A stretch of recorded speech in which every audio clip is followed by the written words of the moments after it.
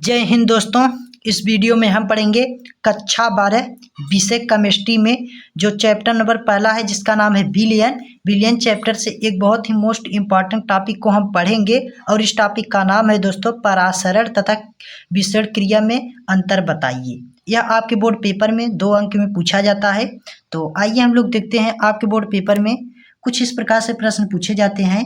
प्रश्न परासरण तथा विसरण क्रिया में विभेद कीजिए यानी अंतर बताइए। तो आइए हम लोग देखते हैं परासरण तथा विसरण क्रिया कहते किसे हैं। आपको इस प्रकार से हेडिंग डाल देना है परासरण क्रिया विसरण क्रिया। तो देखिए परासरण में अर्धपारगम्य झिल्ली का होना अनिवार्य है। यानी जो परासरण क्रिया होता है उसमें अर्धपारगम्य झिल्ली यानी जो लवण युक्त जल है, जो अशुद्ध जल है उसको फिल्टर अर्थात छान कर शुद्ध कर देता है, इसी को अर्धपारगम्य झिल्ली कहते हैं। तो इसकी आवश्यकता परासरण क्रिया में होनी चाहिए। अब आइए हम लोग देखते हैं विसरण क्रिया। विसरण के लिए अर्धपारगम्य झिल्ली का होना आवश्यक नहीं है। यानी जो विसरण क्रिया होता है इसमें जो अशुद्ध जल को शुद्ध कर देता है और उसे अर्धपारगम्य झिल्ली कहते हैं, उसकी आवश्यकता विसरण क्रिया में नहीं होना चाहिए या नहीं होता है। तो देखिए अब अगला पॉइंट आपको डाल के लिखना है। देखिए अगला पॉइंट आपको डाल के लिखना है परासरण में विलायक के कण केवल एक दिशा में विसरित होते हैं। यानी परासरण में विलायक अर्थात जिसकी मात्रा अधिक हो जैसे पानी, तो विलायक के कण केवल एक दिशा में अर्थात एक ही दिशा में विसरित अर्थात फैलते हैं। तो विलायक के कण केवल एक दिशा में विसरित होते हैं, फैलते हैं परासरण क्रिया में। और विसरण क्रिया में विसरण में विलेय तथा विलायक दोनों के कण प्रत्येक दिशा में विसरित होते हैं। यानी विसरण क्रिया में विलेय अर्थात जिसकी मात्रा कम हो, जैसे चीनी हो गया, नींबू हो गया और नमक हो गया, ये सब जिसकी मात्रा कम हो इसे विलेय कहते हैं। तथा विलायक जिसकी मात्रा अधिक हो जैसे पानी, दोनों के कण प्रत्येक दिशा में विसरित अर्थात फैलते हैं।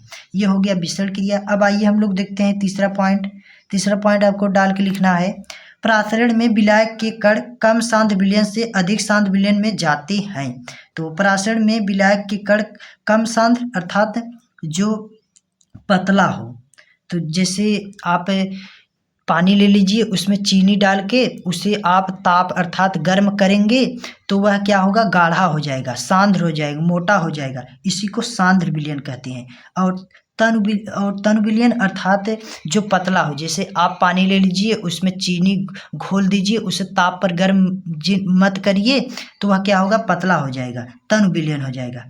तो कम सांद्र विलयन से अधिक सांद्र विलयन में जाता है। और वहीं विसरण में विलेय के कण अधिक सांद्र विलयन से कम सांद्र विलयन की हो जाता है। यानी इसके ठीक विपरीत होगा विसरण क्रिया में। अब आइए हम लोग देखते हैं अगला पॉइंट में आपको लिखना है, अगला पॉइंट डाल के आपको लिखना है परासरण क्रिया केवल द्रव अवस्था में होता है। यानी जो परासरण क्रिया होता है वह द्रव अर्थात तरल अवस्था में ही होता है। और विसरण क्रिया ठोस, द्रव व गैस किसी भी अवस्था में होता है। यानी जो विसरण क्रिया होता है वह ठोस, द्रव और गैस तीनों अवस्था में होता है।